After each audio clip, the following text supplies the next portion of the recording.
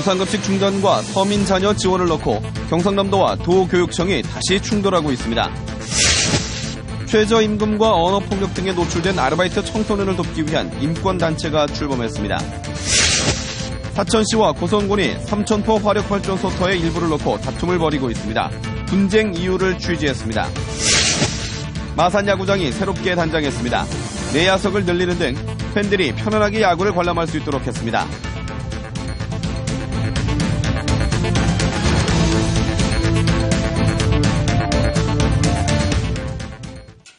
안녕하십니까. 이어서 경남 소식입니다. 무상급식 지원 예산을 서민 자녀에게 집중 지원한다는 경상남도와 무상급식을 포기할 수 없다는 도교육청의 충돌이 계속되고 있습니다. 복지 재원의 사용 방식을 두고 교육 현장에서 파행이 예상됩니다. 천연수 기자의 보도입니다.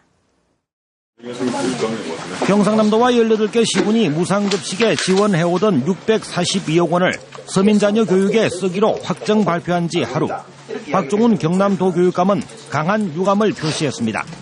도교육청과 협의 없는 서민자녀 교육 지원 정책은 성공할 수 없을 것이라고도 밝혔습니다. 독단적인 행위라고 밖에 저는 볼 수가 없습니다. 결코 이 사업은 성공할 수 없는 사업이고 서민자녀 교육 지원 조례는 오는 19일 경남도의회 본회의에서 처리될 예정. 도의원 55명 가운데 40명이 공동 발의했기 때문에 통과는 기정사실화되어 있습니다. 새정치민주연합은 사태의 긴급성을 감안해 도의회 처리 하루 전인 오는 18일 창원에서 문재인 대표가 주재하는 최고위원 회의를 엽니다. 중앙당 지도부가 총출동해 학교급식법 개정 등 근본적인 대책을 논의합니다. 무상급식의 문제에 있어서 다시 주민들의 힘으로 복원한다. 그런 의미로 주민발의 조례를 준비하고 있고요. 이 같은 반발에도 경상남도는 서민자녀 교육 지원이 무상급식보다 더 중요한 가치가 있다며 물러설 뜻이 없음을 분명히 했습니다. 부여청과 서민청 사이에 총량적인 교육비는 8배 이렇게 차이가 나고 있습니다. 서민 자녀들에게 지원을 함으로 해서 그 격차를 줄여주고 싶다고 하는 겁니다.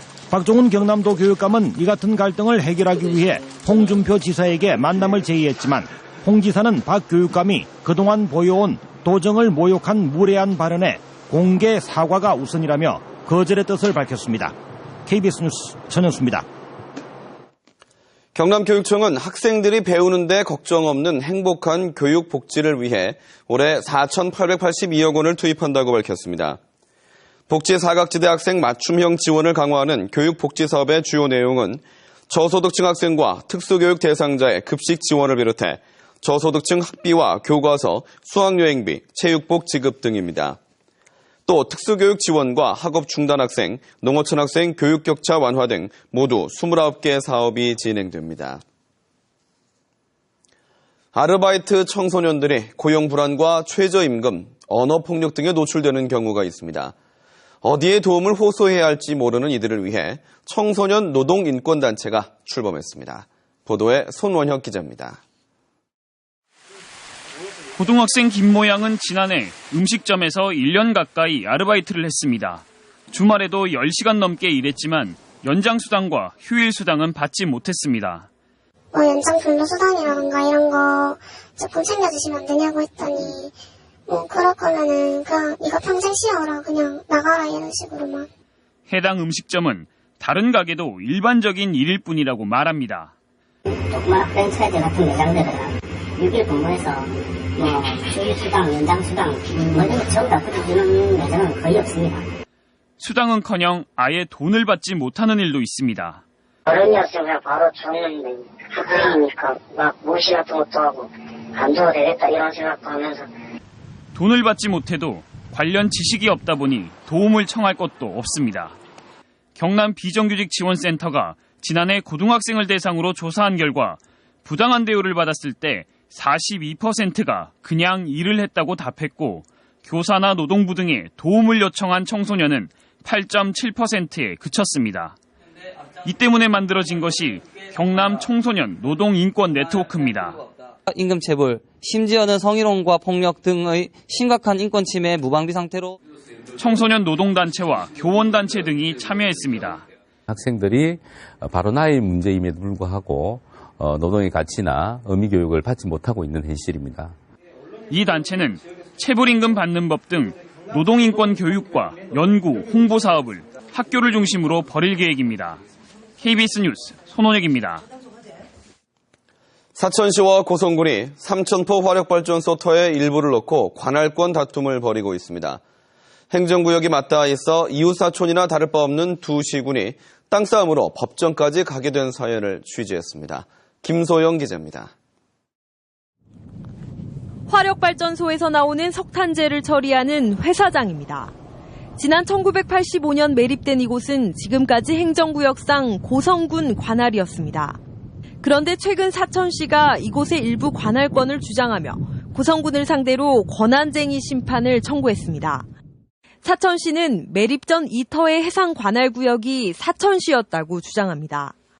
우리 자치 권한을 침해하였거나 장래 처분이 계속 침해할 것으로 예견되기 때문에 그것을 방지하자는 차원에서 하지만 고성군은 30년 넘게 이곳을 관리해왔다며 관할권을 내놓을 수 없다고 맞섭니다. 우리 고성군에서는 헌법 권한쟁의 심판 청구에 대한 모든 자료들을 다 철저히 준비해서 우리 고성군 부지임을 증명할 계획입니다. 발전소 내 부지 일부를 놓고 두 시군이 관할권 다툼을 벌이면서 그 배경에 관심이 쏠리고 있습니다. 삼천포 화력발전소 소재지인 고성군이 지역자원시설세 등 각종 명목으로 받는 세금과 지원금은 한 해 53억 원. 반면 인접한 사천시는 소재지가 아니어서 한 해 지원금이 13억 원에 불과합니다.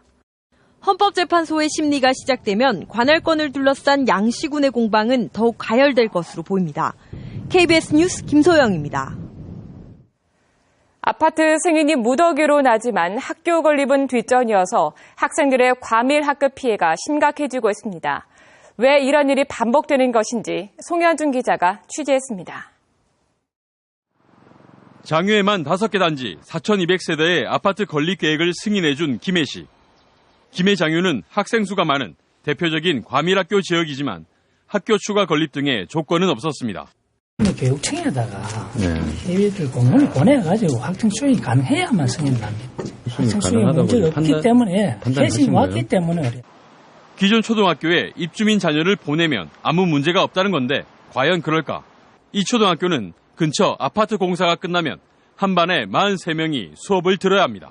현재치법 같으면 정축을 해가지고 학생 수 내려가면 학교에서 좀 수용하기 어렵지. 다른 초등학교도 사정은 비슷해 입주가 끝나면 지금보다 학급당 학생 수가 5명에서 9명씩 늘어납니다. 김해 지역 과밀학급 기준 27명을 훌쩍 넘어설 것은 뻔한 상황입니다. 김해교육지원청은 이 같은 사실을 알면서도 문제가 없다는 회신을 했습니다. 아파트 협의가 들어오면 저희가 법적으로 어떻게 막을 부분은 없습니다. 그게 학급당 기준이라든지 그런 부분이 행정 지시라든지 그런 부분이 있기 때문에 그거 말고는 법적으로 규정되어 있는 내용이 없어서 결국 이에 따른 피해는 학부모와 학생들에게 돌아갈 수밖에 없습니다. 기본적인 시설이나 그런 문제를 전혀 개의치 않고 아파트만 이렇게 인가를 내줘가지고 무작정 짓고 있거든요. 항상 뒷북을 치게 되는 이런 부분이 너무 속상합니다. 더군다나 중학교와 고등학교는 아예 검토조차 하지 않아 과밀학교 문제는 눈덩이처럼 커질 것으로 보입니다. KBS 뉴스 송현준입니다. 올해 프로야구 시즌 개막에 맞춰 마산 야구장이 새롭게 단장했습니다. 내야석 입장권 구하기가 어렵다는 팬들의 요구에 내야석을 늘리는 등 팬들이 보다 편안하게 야구를 관람하도록 했습니다. 보도에 오종우 기자입니다. 마산 야구장이 새롭게 탈바꿈했습니다. 홈팬들이 입장권을 사려 해도 구하기 어렵다는 요구에 일루 내야석을 900석이나 늘렸습니다. 나무데크 바닥을 설치하고 가죽 쿠션과 등받이, 테이블을 새로 넣어 편하게 야구를 볼 수 있도록 했습니다. 이제 아래 발판을 덧대면서 좀 더 안전하게 만들었고요. 그렇게 되면서 이제 3층에서도 안전하고 좋은 환경에서 야구를 관람을 하실 수 있게 되었습니다. 가장 큰 변화는 외야. 최대 40개 좌석이 붙어 있어 이동이 불편했는데 좌석 사이 통로를 만들었습니다. 마산 야구장의 리모델링은 이번이 세 번째. 처음 2만 1000여석에서 14,000여석, 이번에 11,400석으로 전체 좌석수는 줄었지만 팬들은 보다 쾌적하게 경기를 볼 수 있게 됐습니다. 딱 예매 시작하자마자 들어가도 그 파티석은 매진이 되고 없고 그랬는데 지금 보니까 파티석도 많이 늘어난 것 같아서 외야 펜스도 더 안전하게 교체됐습니다. 야구장 이제 전주령 갔다 왔는데 펜스도 그렇고 그래서 선수들 플레이 하는데 좀 더 멋있는 플레이들 잘하는 플레이들 많이 나오지 않을까 생각하고 있습니다. 네. 내외야 관중석 배치를 크게 바꾼 마산 야구장이 팬들의 열띠남성을 기다리고 있습니다. KBS 뉴스 오종우입니다.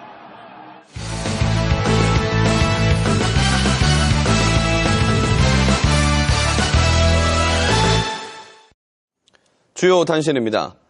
전국 시도교육청의 어린이집 누리과정 예산이 바닥을 드러내고 있지만 정부가 약속한 예산과 관련법 개정안도 국회 문턱을 넘지 못하고 있습니다.